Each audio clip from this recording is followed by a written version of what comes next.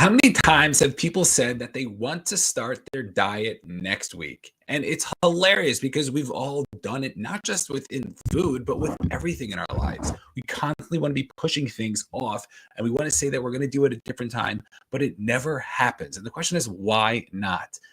We keep thinking we're going to be able to have the perfect time for everything, that we're going to be able to just start when everything aligns in our lives, that things are going to be perfect. Our finances are going to be great. Our relationships are going to be amazing. Everything, there's going to be no stress in our life. And then we'll be able to do whatever it is that we want to be doing. But we all know that is just a lie. It is just a fib that we are telling ourselves. And we need to start to figure out what is it that we can start to do to say, hey, you know what? It's not going to be perfect, but I'm going to have to take the action. And I think there are two camps when it comes to these types of people. And I think one of them happens to a certain type of person who's more competitive. And that type of person is just, let's just jump into it. Let's just do it. Let's rip off the Band-Aid. I'm jumping out of the airplane without a parachute, and I'm going to be able to accomplish and do the thing. I want to wake up at 5 o'clock in the morning, 4 o'clock in the morning. I'm just going to do it tomorrow. Tomorrow's going to be my day, and I'm just going to start. And then the other side of the camp is, hey, you know what? Let me practice. Let me get myself ready. Let me get myself situated. Let me wait until things are, I understand it's not going to be perfect, but let me wait until they're a little bit better, and I'm going to be able to set myself up. And both sides have their pros and both sides have their cons, and we're going to jump into that today. So if you're into the first camp where you're just jumping into it, and you're just like this person, this lion who just finally got freed from the cage, and you are so excited and gung-ho about doing your new goal. So what usually happens is that you'll get so excited, you'll be able to get yourself into it, and then you might even be able to do it for a day or 2 days, maybe even 3 days. But for me, it's always the fourth day that I start to fall. I realize that, you know what, I'm not sure I really want to do this. Like, I'm really tired right now. Like, maybe I don't want to be actually doing this thing. And then all of a sudden you start to second guess yourself. You start to think about, are these things, is this really what I want to be doing? Do I really want to be committed to this specific goal? And a lot of times with the person who is jumping into a full force, they don't necessarily think about everything along the way. They don't want to think about everything along the way because that means that they're going to get more into their head. They just want to be able to take action and go. But what we have to start to realize is that just because you're the type of person who's jumping into it full force doesn't mean you can't prepare. Doesn't mean you can't set yourself up for success. So when you know that things are going to get difficult, that you'll be able to still accomplish them. You'll still be able to jump into the ring with the things that are going on. So it doesn't mean not to take action, but it also means to be able to get the feedback a lot quicker. And a muscle that you're going to need during that time where you're just jumping into it is that you have to start to understand and ask yourselves, what is the feedback that I'm going to be getting? How is it that I can understand what is going on in my surroundings so I can start to react? Because once you start to react, you could train as much as you want. But once you learn the skills of reacting, then you're going to be able to survive. Think about somebody who has survival skills and they're thrown into the middle of the forest. So those people don't necessarily know how to do, the specific things of like catching a fish or, eat or hunting, but they know how to set up traps. They know how to create weapons in order to do those things. And what we need to start to do is we need to start to build the skills to be able to be resilient. Right, to be able to be confident, to go out there, to take action in spite of failing. And that is what we need to start to do. So if you're the type of person who just wants to jump into the lion's den, you're also going to get beat up and you're going to get hit harder, which might be fine for you because at the end of the day, you're going to be doing the thing you want to be doing. But also be prepared that you're going to get into a lot of mental games when it comes to, do I really want this thing? Do I not want this thing? And what you need to start to do is we can't think during these times. And what I would like to tell people when they start to set their own goals is that we have to set the goals that we want to be setting. But then what we also have to do is we want to be able to give ourselves a preparation of what's going to happen. So for many people, they set a specific goal, but they're not setting a goal for 20 years. They're setting a goal for 6 months or 3 months or a year, whatever it might be. But what I really want to highly recommend people do is have a year goal, but give yourself a 2-week, practice run where you're not necessarily going to be pulling back on the goal. You're going to be doing it and you're going to be doing it full force. But what you want to do is you want to be able to get that feedback. You want the world and life and your experiences and your own self-development to be told, hey, I think I could be doing X, Y, and Z, but reality is I can only do A, B, and C. That's the thing that I can do. Because once you start to do that, once you have that ability, then you don't realize it, but then you're going to be able to succeed because You are understanding what the real expectation is, because so many times people jump into a specific goal, and the reason why they fail and the reason why they get beat up is because they just have the wrong expectations. I talk about how this happened to me when I jumped into entrepreneurship. I thought I knew everything. Thought I was going to be great at sales and marketing and all these things and I had the best product. But guess what? The world shows you very, very quickly that it's not the case. And then you have to try to figure out, okay, what is it that I'm going to do? How is it that I could still bounce back? How is it that I could still jump into the ring? How can I set myself up better the next time and then get hit? And then the next time and then get hit? And then the next time and still get hit? And then keep getting up and moving forward. And if we could start to set those expectations and not be delusional about it, meaning get the feedback, but learn from the feedback. It's nice that you get the feedback. One of the things I tell people is to audit themselves and to get a journal or a document on their computer and audit themselves, learn about themselves, learn what they did, learn what they didn't do. But then what we also have to realize is the more we can start to audit ourselves, if we're not learning from the audit, so then we're not really learning.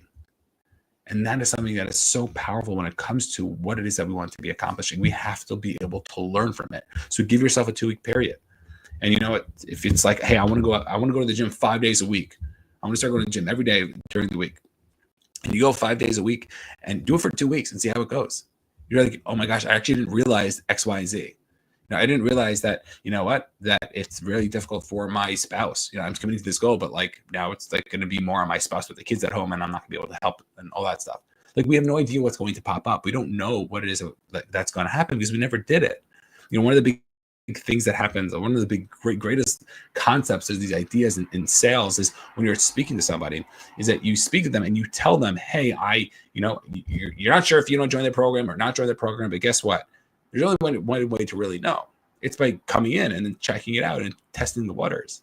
That's the only way you're going to know. Anyone could tell you why it's going to be the best thing in the world or the worst thing in the world. But until you really jump in, you're never going to really know 100%. And when it comes to decision making, we're not supposed to know 100%. People think they're supposed to know 100%. I want this. I want that. It's like, no. You're not going to know until you're in it. It's like when you're dating and you want to get married. So you're never going to know 100% if this person is going to be the one. There's no possible way to know. You don't know how they're going to be on their rainy days, on the sunny days. You don't know how they're going to be spending lots of time with them 24/7 for weeks in a row. And what we need to start to figure out is, okay, if that's the case, what am I supposed to do? How is it that I can start to learn and become somebody from this? Because once we have that, then everything else shifts. Then we have the ability to be doing more. Then we have the possibility of becoming successful in the thing that we want to be doing because we're getting the feedback. And that is something that is extremely, extremely powerful. So if you're the type of person who just jumps in, the type of person who, just wants to be able to do it, recognize that you're going to need to prepare yourself. You're going to get hit hard, which is not, I don't think there's anything wrong with that. Just like understand it, expect it, and know that if you want to get better, you're going to have to be able to get that feedback so much quicker than somebody who might have already been prepared, because when they come prepared, of course, it's not going to be the same in terms of the expectation. They're never going to know 100%, but they're going to, they might know 85% as opposed to 60%. So recognizing that can be extremely powerful when you're that type of person. Let's say you're in the other camp though. You're the type of person that's like, no, I want to really get myself organized. I want to be prepared for my goals. And honestly, there was a recent goal that I started setting and it had to do with my whole schedule. And I recently started doing it and I prepared myself. Meaning I knew there's going to be a time, I had the holidays coming up, it's going to be extremely busy, but I knew like the Monday after the holidays were over, I'm going to start doing my new schedule. And I started mentally preparing myself for it. My whole routine is going to be different.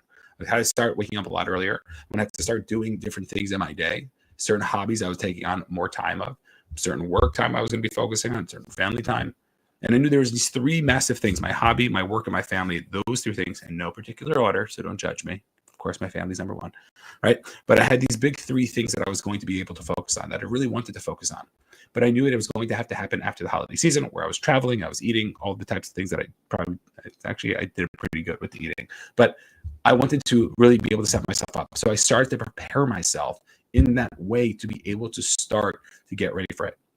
And if I would have started beforehand, is this a limiting belief that I wouldn't be able to be successful? Maybe. But I also knew that it was going to be a lot more challenging, because for me, I'm a big routine guy. I need routine. And after the holidays, I was going to have a nice long period of routine. And I knew that I was going to have to prepare myself, because I was going to start to wake up a little earlier. I was going to go to sleep a little bit earlier. And I knew I need to really set myself up. So I started to set myself up. And I started to think about it, and I started to get like really excited about it. And when the night before I came, I'm like, all right, starting tomorrow, this is amazing. I'm doing my thing. But I still knew, based on my experience, that day 3 or 4 is going to be extremely difficult for me. I still knew that there were going to be things that were going to happen that I really wasn't sure about. So for the first 2 weeks, I told myself, hey, Bennett, let's just get the feedback. What is going on here? We're not going to be judgmental. We're going to commit to the goal, because by us committing and doing the thing, then we'll really know whether things working out, not working out. Maybe we have to start to pivot or tweak something just a little bit because we didn't really expect certain things to happen. And by doing that, then I had the ability to be able to start to move forward in a different lens. I had the ability to start to shift just a little bit, to be able to say, you know what? I thought I needed to do that in this specific rigid order, and maybe I could just shift it just a little bit. And guess what? I'm still tweaking it, because I know for me, in the long run, it's going to be more successful for me. So, for my hobby and for doing it for like an hour, 45 minutes straight in the morning, I realized that, if I could break it up into like an hour and a half and then 15 minutes, which isn't such a crazy thing, but break the 15 minutes up later, that could be something that should be beneficial to me. And I knew that was something that I needed to do. And I'm constantly learning. And guess what? I might still adapt, but I understand that if I want to stay committed to this, I can't wait forever. I need to be doing it now. Because yes, there are times and there's certain things that I want to be doing that, maybe I want to be pushing off to later. And I want to wait for that perfect time for it to make it happen. But guess what? There is never going to be a perfect time. Something's always going to come up. And we need to start to ask ourselves, okay, so if we keep telling ourselves we're going to start, and then we put our toe in and we claim we start, but we didn't really start. And then we're like, oh, it didn't really work for me. No, then I'm not talking about that. What are we going to do? How is it that we're going to set ourselves up? And maybe you want to start your goal in a week from now, 2 weeks from now, a month from now. Not because you're waiting for the perfect time, but because you want to mentally prepare yourself to get ready. But what are the caveats with this specific way of thinking and this way of setting goals is that we have to understand a lot of times we just end up procrastinating because we're scared. We don't know what the next steps are. We have this fear inside of us that we're going to fail. There's so many different reasons why we might be procrastinating, and it might sound extremely rational.